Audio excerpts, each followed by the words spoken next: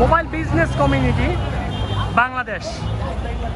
এই বাংলাদেশে মোবাইলের যে একটা কোন্দল চলতেছে সেটা হলো ভ্যাট আর আনঅফিসিয়াল ফোনগুলো বন্ধর একটা ঘোষণা দিয়েছে সরকার।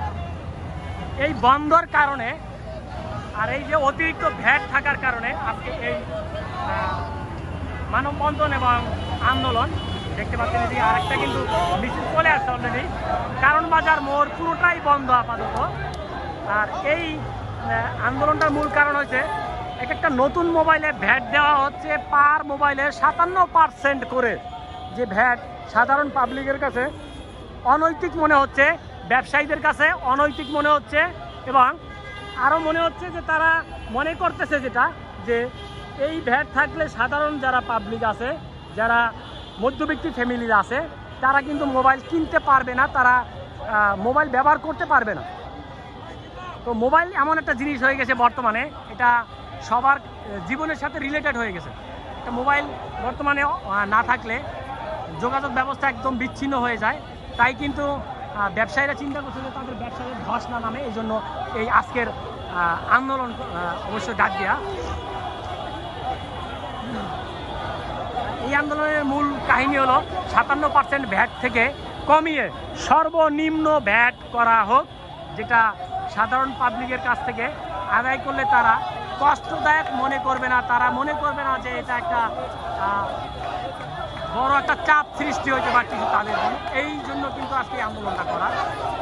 আর এদের স্লোগান হলো সিন্ডিকেটের কালো হাত ভাঙিয়ে দাও, উড়িয়ে দাও। মানে সিন্ডিকেট বলতে যে জিনিসটা আছে বাংলাদেশে, কিন্তু এই জিনিসটা প্রচলন বেশি। সিন্ডিকেট সব জায়গায় কিন্তু সিন্ডিকেট চলতেছে।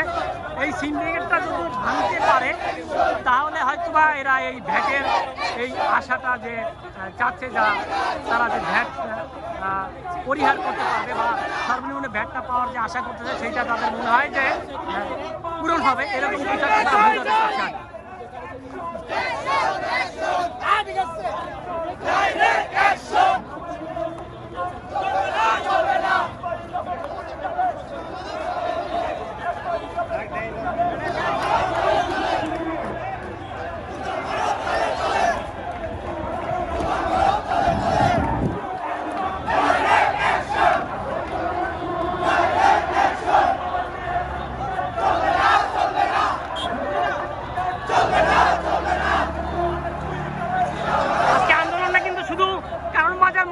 কিন্তু না,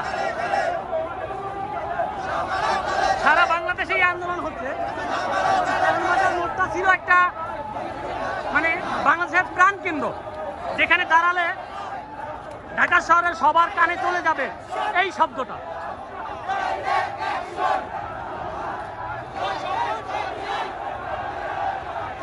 রাস্তার দুই সাইড কিন্তু বর্তমানে ব্লক।